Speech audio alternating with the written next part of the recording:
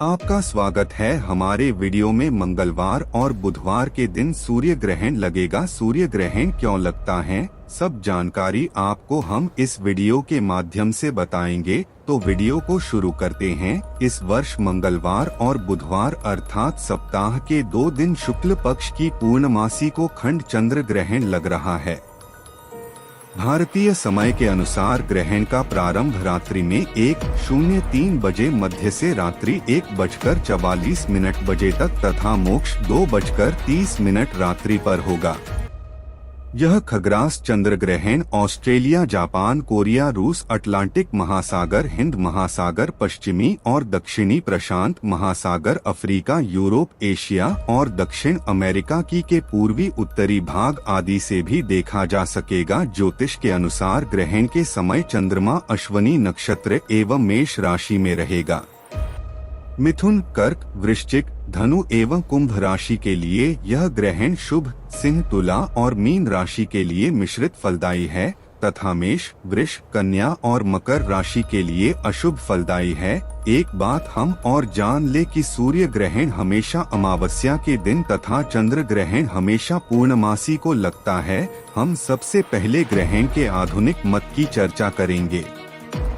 हम सभी जानते हैं कि सौर मंडल के पृथ्वी समेत सभी ग्रह सूर्य के चारों ओर चक्कर काटते हैं। चंद्रमा पृथ्वी का उपग्रह है, अतः यह पृथ्वी के चारों ओर चक्कर काटता है। इस दौरान आधुनिक विज्ञान के अनुसार एक समय ऐसा आता है जब सूर्य, पृथ्वी और चंद्रमा तीनों एक लाइन में होते हैं तथा पृथ्वी सूर्य और चंद्रमा के बीच में आ जाती है, जिसके कारण सूर्य की किरणों चंद्रमा पर नहीं पहुंच पाती है और चंद्रमा दिखाई देना बंद हो जाता है। इसी क्रिया को पूर्ण चंद्र ग्रहण कहते हैं। कई बार चंद्रमा का कुछ हिस्सा तो नहीं दिखाई देता है परंतु कुछ हिस्सा दिखाई देता है। ऐसे ग्रहण को खग्रास ग्रहण कहते हैं। जैसा कि मंगलवार और बुधवार को दिखाई देगा।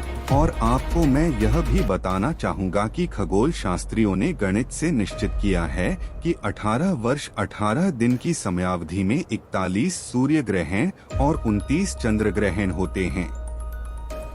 एक वर्ष में अधिकतम 5 सूर्य ग्रहण तथा 5 चंद्र ग्रहण तक हो सकते हैं। अब हम पारंपरिक पौराणिक मान्यता के संबंध में चर्चा करेंगे।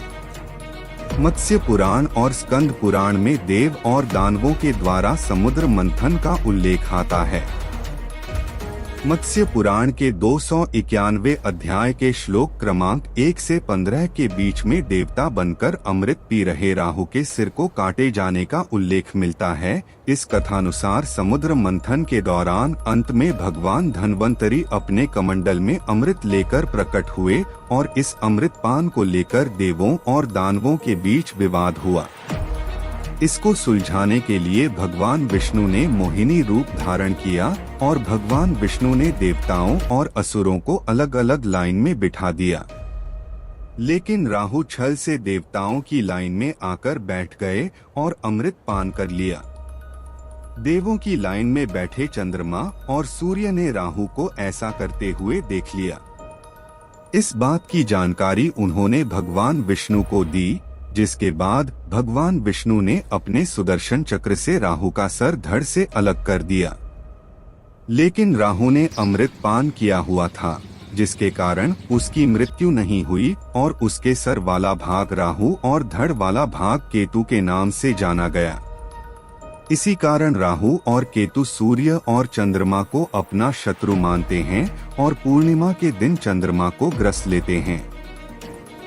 इसलिए चंद्र ग्रहण होता है। उपरोक्त बातें पुराणों में लिखी है परंतु कब लिखी गई है इसका पता नहीं है। संभवत यह पुराणों में मुगल काल में हुए बदलाव के दौरान लिखी गई हैं। आधुनिक विज्ञान के अनुसार हम जानते हैं कि यह सब कपोल कल्पना है। मुस्लिम धर्म ग्रंथों में भी ग्रहण का उल्लेख मिलता है।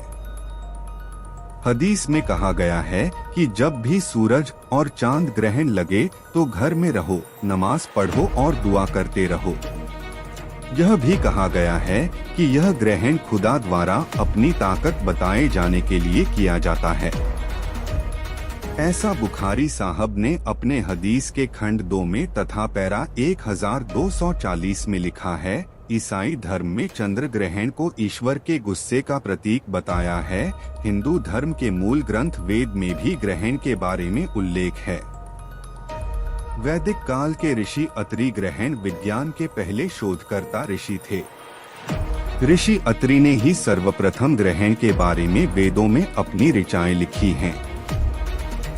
ऋग्वेद के 5वें मंडल के 40वें सूक्त में बताया गया है, ऋषि अत्रि ने देवताओं को ग्रहण से मुक्ति दिलाई, अर्थात उन्होंने देवताओं को ग्रहण से मुक्ति के समय को गणना कर बताया। ऋग्वेद, यजुर्वेद और सामवेद में राहु और केतु का उल्लेख नहीं है, लेकिन अथर्ववेद में केतु का उल्लेख मिलता है।